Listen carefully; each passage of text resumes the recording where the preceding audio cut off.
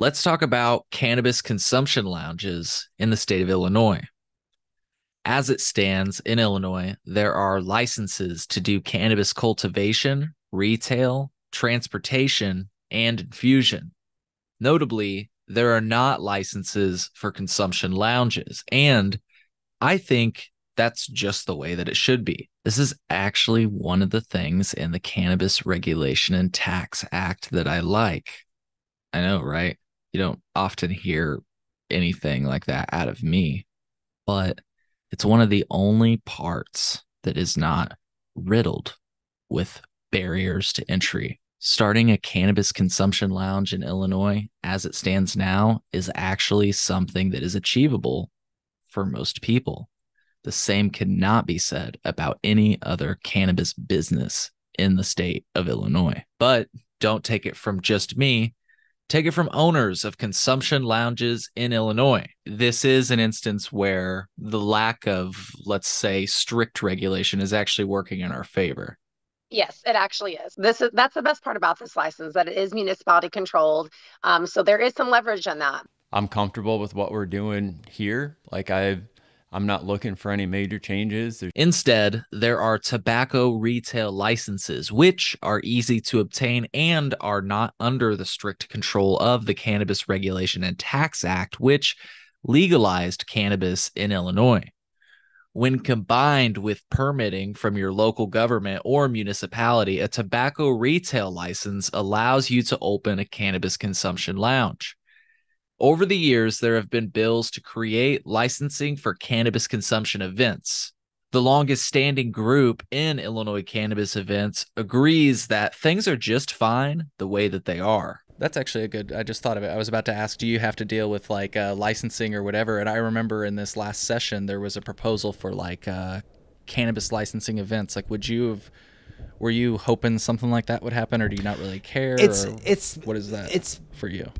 It's since 2021, they've had something coming back out. Nothing happens, Yeah.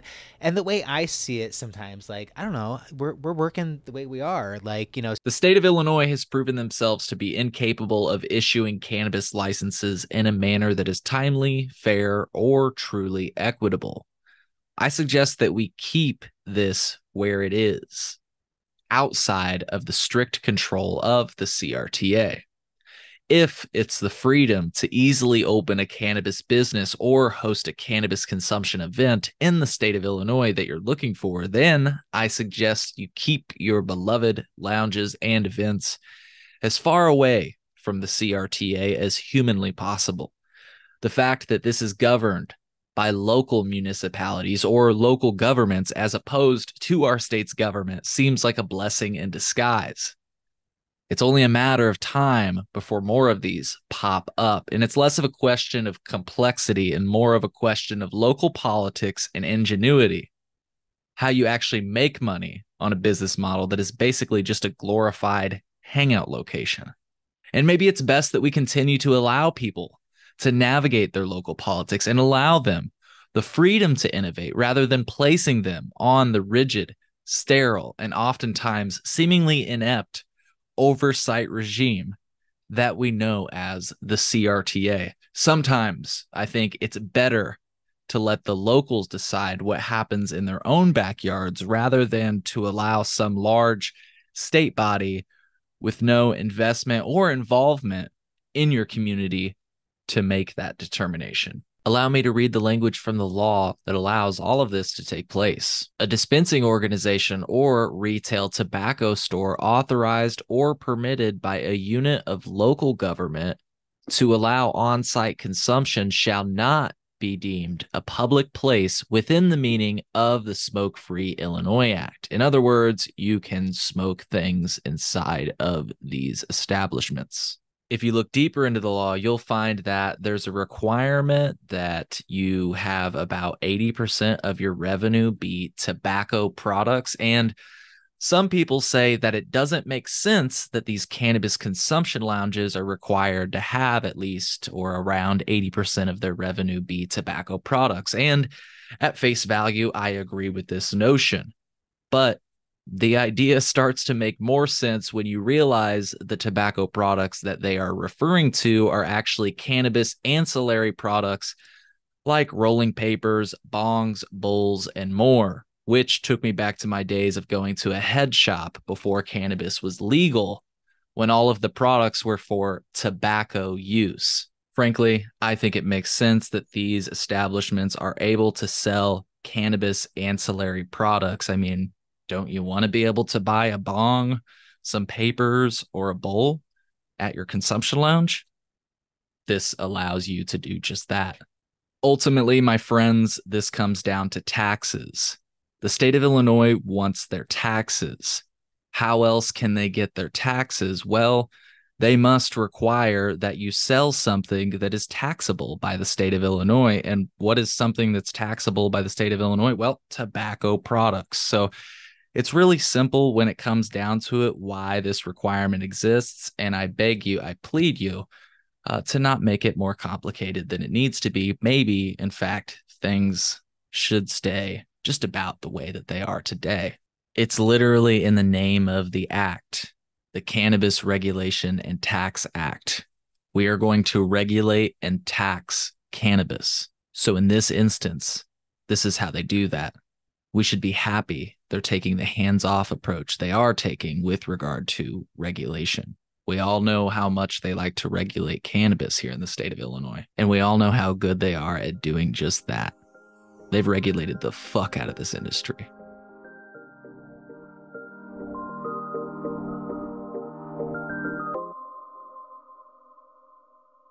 Today, I'm in Harrisburg, Illinois, for an exclusive interview with the trailblazing individual behind Harrisburg's very own cannabis consumption lounge. I saw an article from the Harrisburg Register in 2021. At the time, then Mayor John McPeak said, quote, "This is something we will discuss and it should be discussed," end quote. At the time, Public Safety Commissioner Raymond Gunning voiced concerns about the impact of such a business on the community and its safety.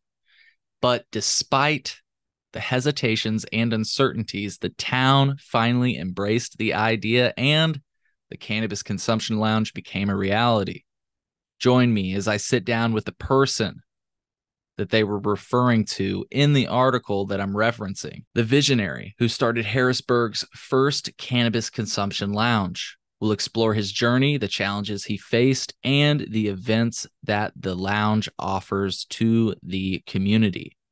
This episode premiered on Patreon. This means that if you're not listening to this episode on Patreon, you're listening to this episode later than our patrons. For just $3 a month, you get immediate access to all of our episodes as they release. You can go to chillinois.net/Patreon to become a patron. Once again, that's chillinois.net/Patreon to become a patron. Enjoy the episode. All right. Well, I'm really excited for today's show, visiting cannabis consumption lounges. It's not something you see a lot of in the state of Illinois. Before we get into that, why don't you introduce yourself to our audience? My name is John Ruddick. I'm the owner here at 3 Mile Hideaway, and we're just a little cannabis consumption lounge and kind of specialize in original music. Hell yeah. Hell yeah. Perfect combination there. Yeah, for sure. Before we get any further, I figure people can look you up on social media under 3 Mile Hideaway. Yep. 3 Mile Hideaway on Instagram and Facebook. Got a website? 3milehideaway.com.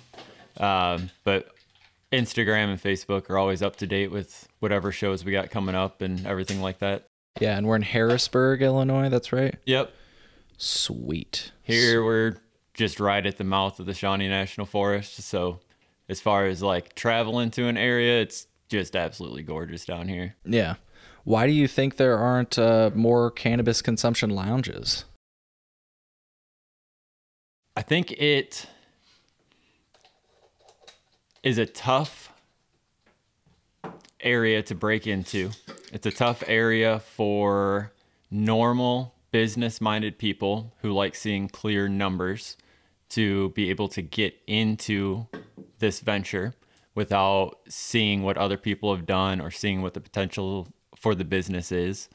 I think a lot of it is a passion project. You have to really like it. You have to have your own ideas. You have to kind of figure out your own alley in it. And I think the majority of the people who want into the cannabis industry and things like that want to work more with the plant. They don't want to do, a lot of the side stuff and things like that, or things that are way more of a risk than growing and selling weed is. Yeah. But do you get like a lot of folks that are like, we can smoke weed here? Like this is why we came here. Yeah. Yep. So we've been really good about staying pretty like low key and chill for the most part. And so pretty much everything we have here is all word of mouth. We keep our Instagram and Facebook and all that like pretty small. We don't do a lot of posts. We just post some shows now and then and things like that. And so for the most part, all of our clientele is pretty regular. And then we have a lot of our people that travel and, like Growcast and Jordan and those guys, they brought in people from all over, and a lot of travelers. We've got Thrive right here in town, and my wife, she's a manager for Thrive, and so we kind of have a little connection there, and so it's good to have a lot of that come in. But yeah, it's started out to where everybody was super shocked, and now we have our, normal regulars and music lovers and everything like that. People have kind of their set days and people have their set shows, and it's kind of grown into its own little cool thing. Nice. And how long we've been doing this thing? 3 years, right? Or 2 years? Coming up on 2 years, about 1.75 years or so. You've had a good experience, I take it, if you're, It's varied from kind of the start to what we're doing now. The room kind of had to develop itself and kind of figure out what it wanted to be and what worked best here and everything like that. Kind of started out doing more events more frequently and kind of doing a lot of different things, and just kind of found out through doing everything that a listening room with all original music, lights turned down low, people just chilling, like that's where this place really shines. And so that's what we focus on. Yeah, and take a moment to talk a little bit more about that. You mentioned it before we got on air, original music, all that. Yep. I want to take a moment. So we're only do all original singer-songwriters here. And so every now and then people will play like an original cover of a song and things like that. But it's all songwriters here, and we've been lucky to get a lot of touring people come through, have some of the best singer-songwriters in the area come through, and become, pretty regulars here, especially with doing some of our songwriter sessions. We've got, Julia Cannon coming up on her tour, and Brother Smith on tour, and a bunch of other really cool acts coming in that is neat for a small place with, 40 seats, intimate setting, people smoking weed, no alcohol, like nobody's yelling out Freebird. And we've never said a word here ever about like controlling anything in the room, but the second music starts, you can hear a pin drop in here for 2 hours other than the musician playing. Yeah, and that's a major difference, I would say, with cannabis and alcohol. People tend to get a little rowdy with alcohol, and with cannabis, they get a little bit more reserved. It's interesting.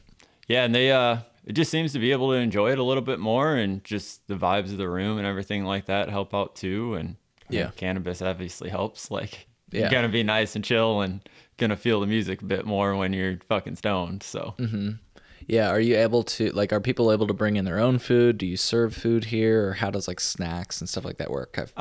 People can bring their own food. It's just no alcohol, cannabis only, so no type of alcohol containers or beverages or anything like that. But as far as food goes, we do keep the DoorDash drivers in Harrisburg pretty busy with everybody that comes here. Sure. And you can bring in food. We have some of my favorite music patrons that we have as a group of older people. They're in their late 60s, early 70s, and they just absolutely love live music and acoustic music. And they'll go over to the corner and they'll put out like a whole cracker tray with cheese and sausage and sandwiches and all sorts of shit over there. And they'll bring their cooler of sodas and water and everything like that, and that's come awesome. in and enjoy. That's awesome.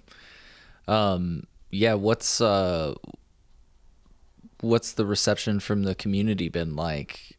We were talking in the Luna Lounge in Cesar, and they said that they had let's call it mixed responses. Some people who just really didn't care, and some people who were really upset. What's the response been like from the folks in Harrisburg?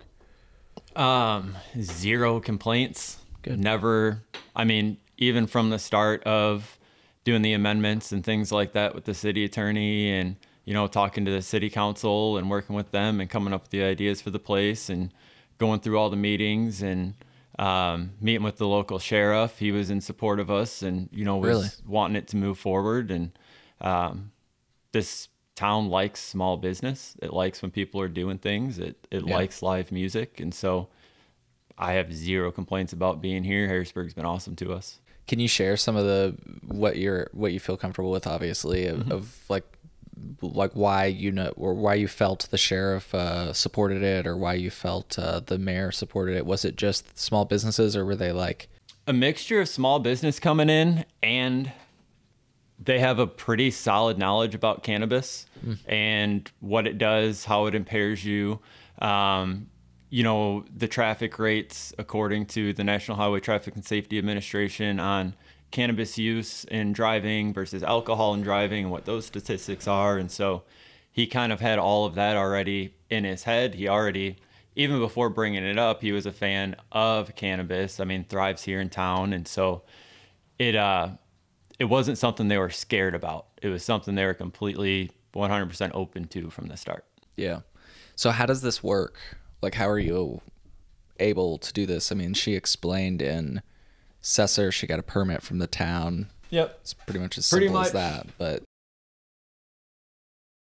yeah, get a license from the town, and you have a retail tobacco license from the state of Illinois. That's awesome. 80% of our sales have to be tobacco related. And so, that's our pipes, that's our papers, that's all of that sort of stuff, which is 100% of our sales. And so that's kind of only their weird little like rule and things like that of everything.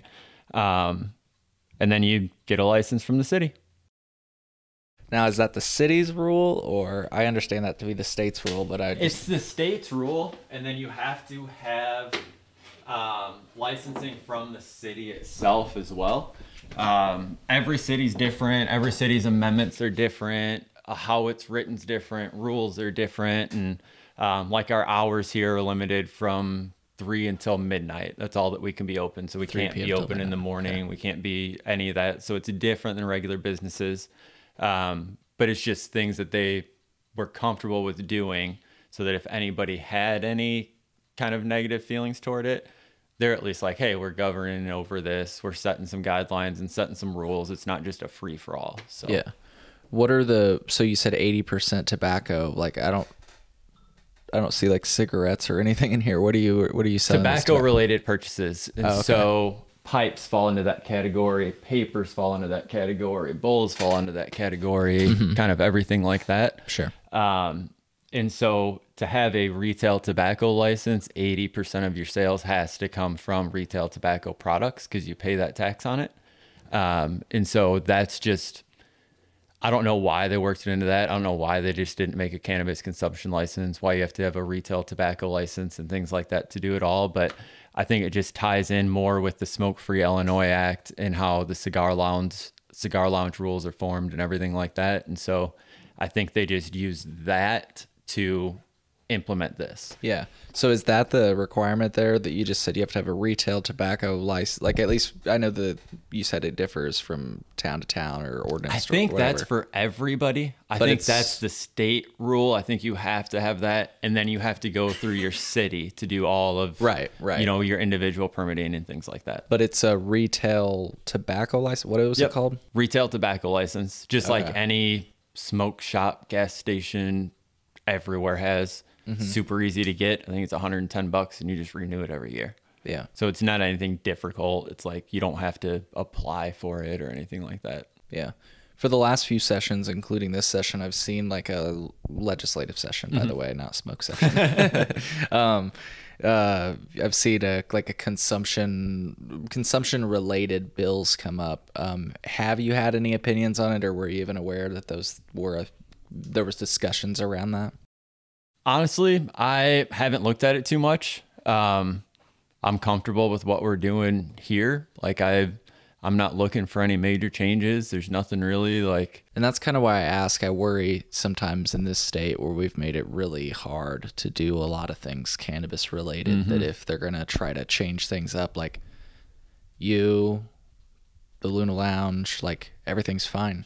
Yep. I mean, I'm sure that like maybe you would. The only little things that I'd like to change are like, we can't legally sell or serve any type of open beverage or food or anything like that. And I mean, I think it'd be neat to have a really nice like coffee machine in here and be able to sell like good coffee and shit like that. And so like those little things, like that'd be cool, but it's not anything I'd ever complain about. Like if it happens, awesome, but it's not something I'm going to hire a lobbyist to change. Yeah. And that's what I get worried about when people start talking about this at the state level. Cause I've watched, well, we've been talking for a while. I've been trying to get down here. I don't know if it's you that I've been talking to on Instagram, but I think so. Yeah.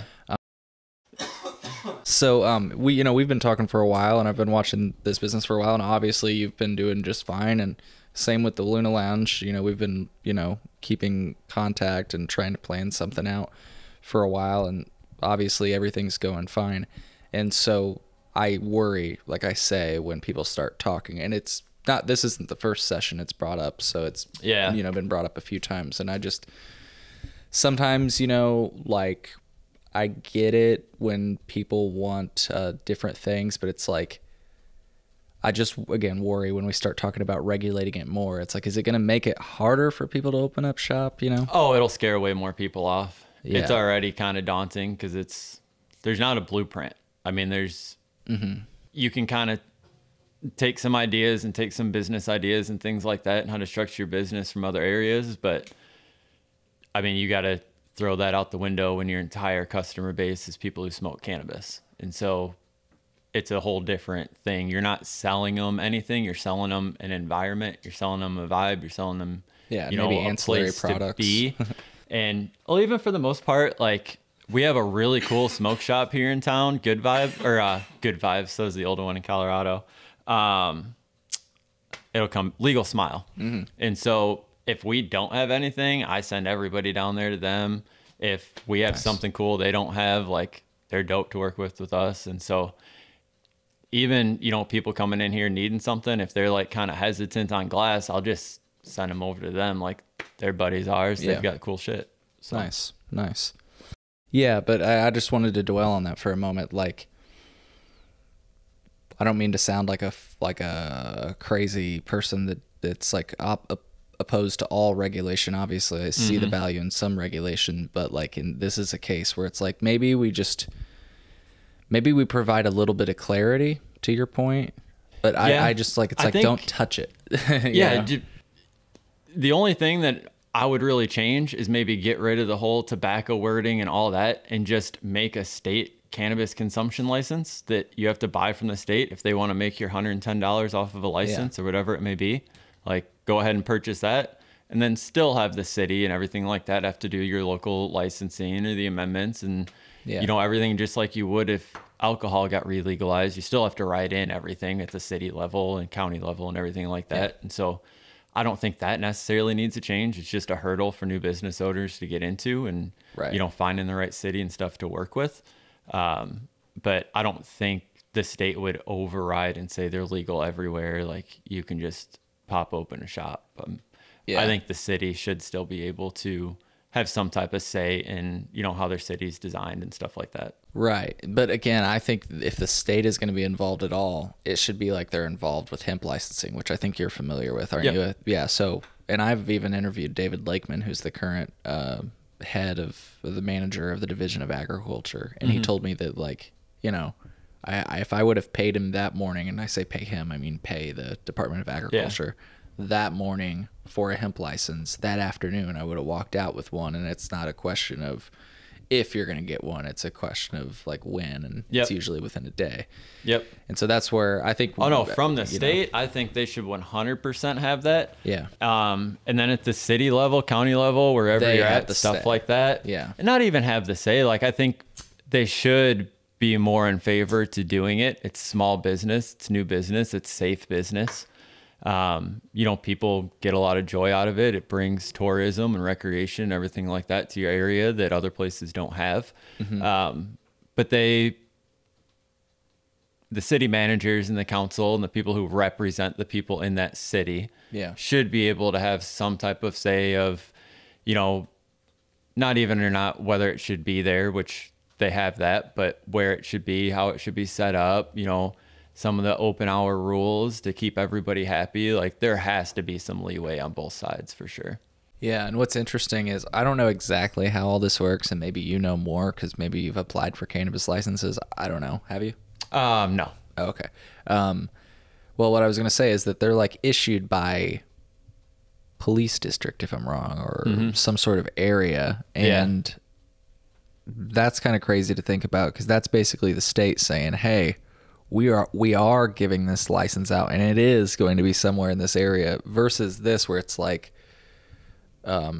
It might. It's up to you to find the spot. Happen. Yeah, exactly. Yep. And it may happen. It may or may not. Yep. And even then, it might face opposition from the community. Versus the situation we have with cannabis, where it's like the state is saying, no, there's going to be one of these establishments in this area, and yeah, they're going to have to duke it out to where exactly it is. And we've heard of that. You know, I don't know if you remember, but there were areas in Chicago that were like, we're never going to have dispensaries here. Yep. And I think they've since changed that decision. But you know. And that's going to come with time too. I mean, as time goes on and, you know, more lounges are open and I mean, knock on wood, I've never once heard about, we've never had an issue here. There's never been the closest thing to a problem. There's, you know, I don't think there's ever going to be at a cannabis lounge. Like, and so I think when more places start seeing that and people start being more open to it, especially when councils start getting younger. I mean, 30 and 40-year-olds are getting more involved with city government and local government and stuff like that. And I think that's going to change more than anything, getting different people in that were in there from before. Yeah. Yeah. And I just, you know, I know that you kind of already addressed this question, but just in case that discussion triggered any other memories, you know, why do you think, we don't see more of this?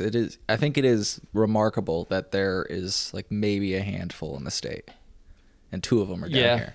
I think it's the hurdle of it being a new business, how to figure out how you can make money in that business. And then obviously all the local stuff, the laws, the licensing, any city you want to work with to open one, you probably have to do all the legwork of actually getting it to happen. You have to work with the city attorney. You have to work with the council. You have to, you know, do everything. You have to make sure the amendment's what you want it to be. And so there's easier ways to get into the industry, I feel like. And I think it scares a lot of people off. But I think the people that are going to do it will probably end up doing it right, making really cool places for it. Yeah. And, you know, not to have you spill the secret sauce, but can you describe, I had you start this earlier, but I felt like I spun us in a different direction. Can you describe how you approached doing this in Harrisburg so that maybe, hopefully, we were sending out the bat signal so that somebody else does this? I want this to become more normalized, you know? Yeah, I just started with talking with the city councilor, telling them my idea, and then talking with the mayor. I'd already previously, you know, had friendly relationship with most of them from running the farmers market here in town and, you know, being on some different, you know, like market events and Sasquatch Festival Council and just little stuff like that. And so I'd been previously working with the city, telling them my ideas and just going from there. Like I said, I am probably the worst person to talk to. I don't have much issue with how everything went. I would just say, have your facts ready, go to your city council, go to your mayor, have traffic information, have insurance information, have safety information. Did they have any, like, what are some questions they hit you with off the bat, if you can remember? You're like, okay, I want to start a place where people can smoke weed. The only thing was basically travel from here and, you know, how that would be handled and everything like that. Overconsumption, if overconsumption was an issue, all of that sort of things. And, you know, it comes down to legal adults doing something that is legal in the state of Illinois. We have insurance just like any other bar that covers us for those issues. Yeah. And there's never been any case of, you know, overconsumption, someone leaving here too stoned, people getting followed by the cops, anything like that. And so I think they know that we're doing the right thing and we're being mindful and we're trying to be respectful and, you know, trying to maintain our license and set an example for what cannabis lounges can actually be. And, you know, in turn, they're giving us the respect to be able to, you know, do what we do and not scare people off or anything like that. Yeah. And I don't know if you're familiar with High-Minded Events. They do like cannabis weddings and events across the state. We just interviewed Phil Cooper and his business partner, and they were describing their process of getting insurance, and they were describing how like they'd explain like, no, we're not providing the cannabis. We're simply overseeing people consuming cannabis. You know, I can't remember some of the other things that they had, but I was just curious if you're all right with talking about it. Like, how did that conversation go with insurance? Because I feel like it's got to be like, wait a minute, what are you doing? It was really hard to find an insurance company to cover us the same way that a bar is covered. And so if somebody leaves here or anything like that, it can't come back on us. We're insured for their travel. We're insured for, you know, all of that, just like any bar is. And so there's only one company I found that would actually do it. So we went with them and we've been with them since. And as far as I know, they're still the only ones giving, you know, full coverage insurance to cannabis lounges. They cover all of our products. They cover everything just like a regular, any type of business would do. Yeah. How did you approach this endeavor? Did you go to, I'm not aware of a lot of consumption lounges across the nation, but I know that there are some. How did you approach this? I purposely never went to any of them. Okay. I've never been to any of the other ones in the state. Before I came to Illinois, I've been in the legal cannabis industry since 2012. I worked for LiveWell in Colorado for 6 years. I was up and down the whole Front Range and then worked in the industry here. And I knew what I wanted the room to be. And it just took a good year of doing that and trying new things to kind of make it what it was. Yeah. Cool. But no, I didn't. I tried to not to take any outside sourcing from anybody else.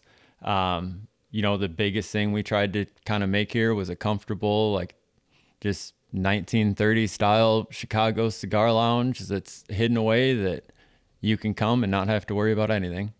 Yeah, I love it. I love it. So is your hemp farm nearby here? About 40 minutes south of here. Oh, okay, cool. Yep. Sweet. That's cool. Are you able to sell your crop here? Yep. And so we do, which I don't have a lot right now because thankfully it actually sells pretty good. Good. But we have 10,000 milligram pain rub, 5,000 milligram, 2,500 milligram, beard oils, massage oils, tinctures, our full spectrum CBD oil, skin hydrator, tattoo creams. So a whole bunch of various topicals. Yeah.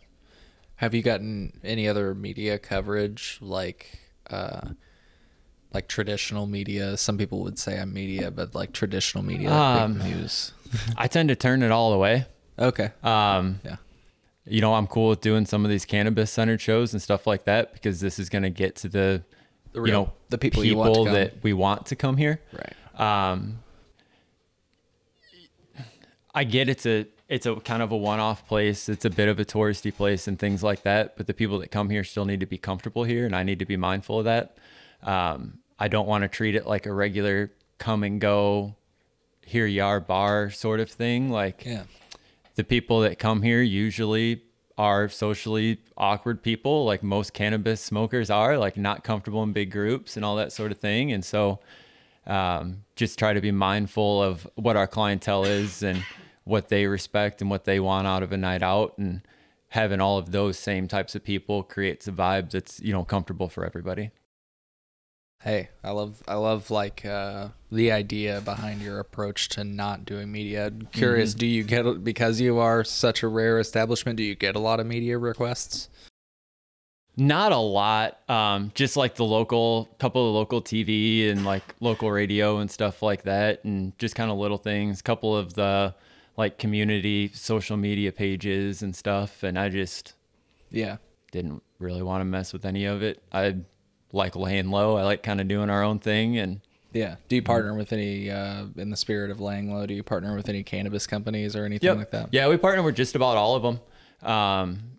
Started probably with GTI, doing some employee appreciation events, and then that kind of grew to just about every other cultivator doing sponsored songwriter sessions on our Saturdays. And so they'll bring in their recreationally purchased product so that they can share it with everybody here legally. And that way everybody that comes in can get a little bit something free. You pay a $10 cover and you get to listen to some really good music for 2 hours. Very cool. Very cool. Yeah. I'll have shown a video by now so that people can check out the room, but I really do like just the feel of the room, I have to say. So nice job. I appreciate it. Yeah, we just try to keep it comfy, try to keep it clean, try to keep it to where everybody has somewhere different to sit and somewhere comfortable, and you can just sit back, relax, and not have to worry about nothing. Yeah. We turn the lights down low and turn the stage lights up just a little bit, and so everybody's, you know, even if you're sitting next to people, you still feel like you're, you know, kind of alone or with your group, and it's a nice little deal. Yeah. Do you have any cool stories or just anything unexpected that you'd like to share through this endeavor? I'm just curious. I'm sure you've seen just one of the coolest things that I think has ever happened here, or there's been a lot of really cool individual moments and met a lot of really cool people and had a lot of really cool interactions and stuff like that here. But I was here it was a random Wednesday night, and one of my artist buddies messaged Lucas Wayne. He's like, hey, like me and some friends are coming down. We're going from Chicago to Nashville. You mind if we stop in and play a little bit? Like, not at all. Come on. Probably 20, 25 musicians on tour doing festival circuits and all that stuff came in here. We moved all the furniture and everybody's got a chair and sat in a big circle and everybody just turns going around.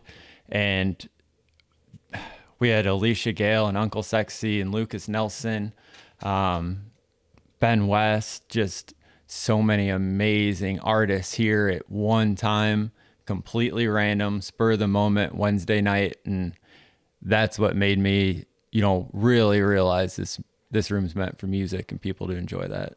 Yeah. So it's Monday to Sunday. What'd you say? 3 to... No, we're down to just Thursday to Saturday now. Thursday to Saturday. Yeah, we keep it chill. The other days of the week, we still keep it open for a lot of private events and birthday parties and like all of that kind of stuff. Used to do yoga classes on Tuesdays and mental health things and stuff like that. But during the summer down here, there's so much outdoor tourism and things to do and people on vacation that it just makes more sense and it's more fun for everybody, just kind of keeping it to those weekend days and really blasting out those shows. Yeah. What are some of the events that you've had? I mean, have you had like any weddings or receptions or anything like that? So we've had birthday parties, employee appreciation parties, a wedding reception 2 weeks ago.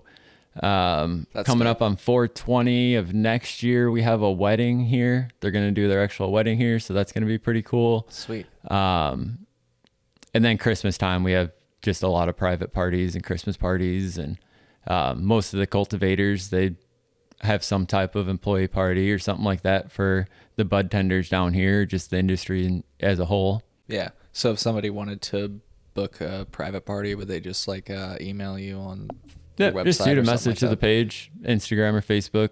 Usually the easiest way to go ahead and get a hold of me. Sweet. Well, are there any bases you feel we haven't covered with regard to the consumption lounge business? I mean, it sounds like the way you make it happen is it's like a membership model, you know?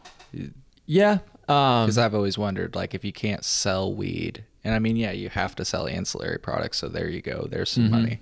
But it's like, how do you make money? And it's like, okay, well, you have a membership. Yep, and we don't do any of the membership fees or anything. It's just straight cover charge. Oh, cool. And so, especially with having some of the cultivation sponsors and things like that, being able to help cover some of the artist fees, and we're super lucky to where some of the artists who should be way out of our price range do it for way less than they should to be able to come and play in a quiet, intimate room and smoke weed. Where they can play all of their songs and they don't have to worry about playing covers and all that sort of stuff. And so we kind of got into this little groove, and it's where I'm comfy at. Anybody wanting to open one, I 100% support it. I think they should be absolutely everywhere. I don't think there can be enough of them. There's, you go to every town in Southern Illinois and there's 5 bars. Like, Right. no different. Actually, it's way different because it's entirely safer. There's, exactly. It's kind of not even the same level of how much more of a benefit a cannabis lounge is versus a bar. Mm-hmm. Yeah.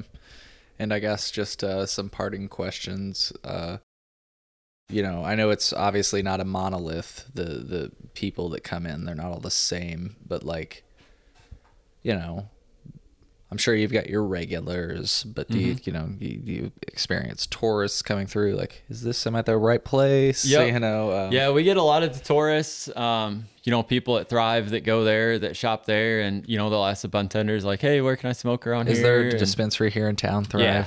Yep. Oh, okay, cool. And so they're just there on the other side of town. That works out pretty well. Yep. Yeah, it works out good. And that way those people have somewhere to legally come and, you know, take a couple hits or smoke a dog walker or whatever the hell they buy over there and watch TV, hang out, listen to music, whatever it may be for a little while. And then we have all our local regulars, and then we have our out of town regulars. And it's pretty neat too, because we have certain artists that kind of bring their own little fan base, and that always works out really well because they're there for the music. And so it just all kind of plays off of each other. Yeah. And I'm just curious, I'm asking you because I smoke so much weed, I can't remember. Do you remember how we found each other online? Do you feel like...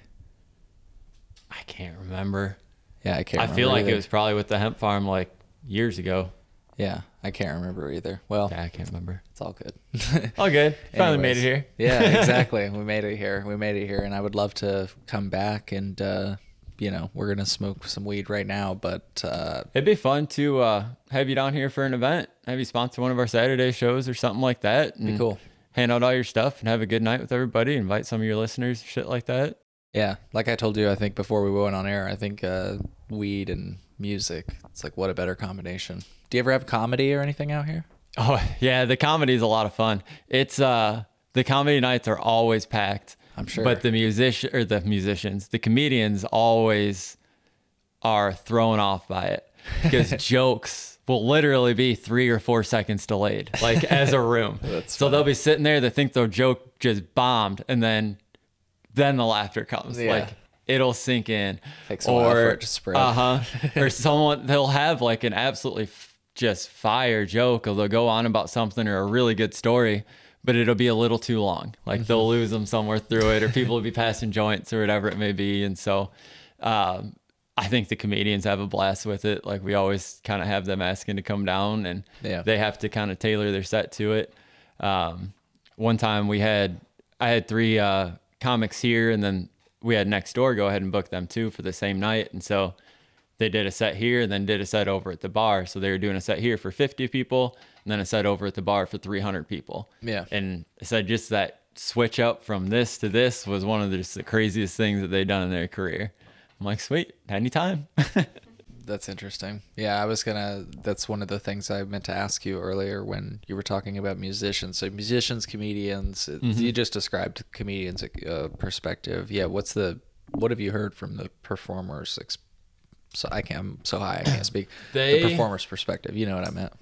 It's been awesome because it's kind of grew into a true listening room. And so I feel like we have a lot of appreciation from the artists for giving them a place to be able to play just their own original songs. They can play new stuff. They can do basically whatever they want to do, and then know that the people that are here to listen to the music, not to have a drink or socialize, like all of that sort of stuff, which obviously people are talking and having a good time and stuff like that. But sure, the reason that they're coming here at 8:00 on a Saturday is to hear the person who's up there. And so I think they got a pretty good appreciation for that, and it led to us having a pretty good name to the artist community.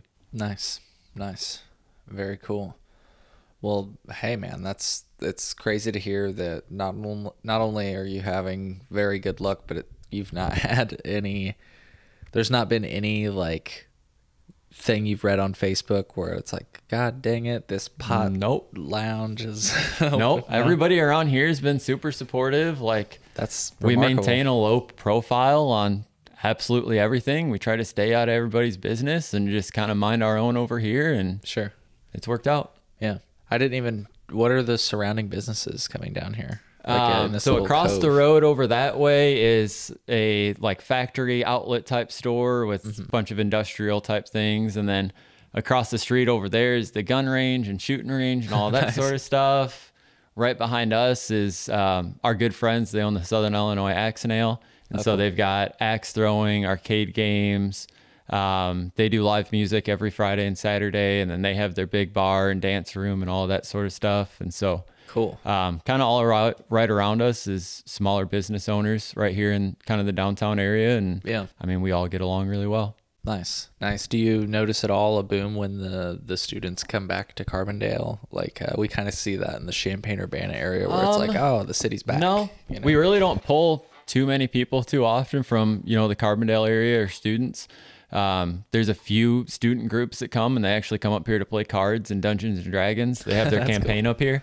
And so they actually do that up here once a week. And then other than that, most of our crowd is, you know, late 20s to late 50s, just here for the music and chill and hang out.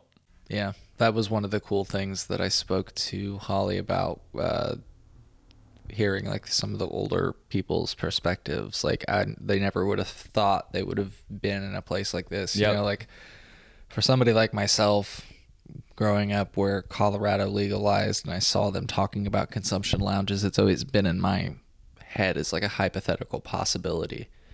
But for like, you know, somebody who's older who witnessed the atrocities of the drug war.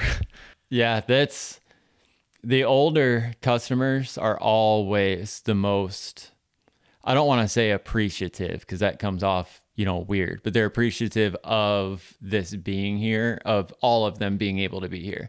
Not just specifically me or my place. Like I'm not saying that at all, but just the way that the rules are going, the laws are going and the changes that are happening, they're always just the most shocked and the most appreciative of what's been happening. Yeah. Yeah. Very interesting. Very interesting. Well, I want to thank you for your time today and thank you for what you're doing. Oh, appreciate it, man. Like it's been a blast. And, you know, anybody that really likes some good music, I highly encourage you to come on out on a Saturday. I promise you'll have a good time. Yeah. And it's, if you've not been able to just openly consume cannabis with a group of friends in public, maybe perhaps in front of strangers, like it's a liberating experience. Yeah, it's cool. And I mean, for anybody listening too, we've got rental bongs, we've got rental bubblers, pipes, all that sort of stuff. And you know, we go through the UV and oxygen, heat sterilization and all that sort of stuff to get it surgically clean in between all the users. And we've got our dab bar set up here. So anybody that wants dabs, come up and have as many dabs as you want to. Like, it's a neat thing. That's awesome. By the end of the night, everybody's sharing joints, everybody's sharing blunts. It's just making its way around the whole room. Yeah.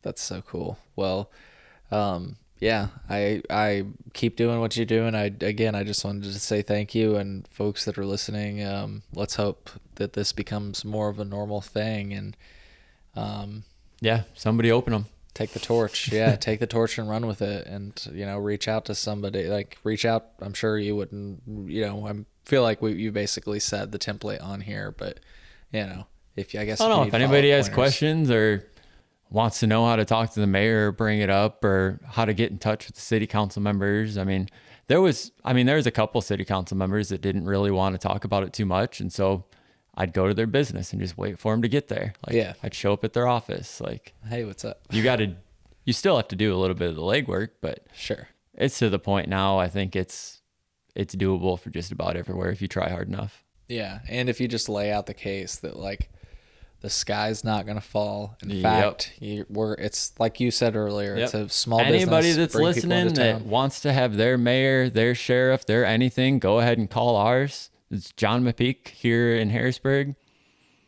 He'll tell you honestly.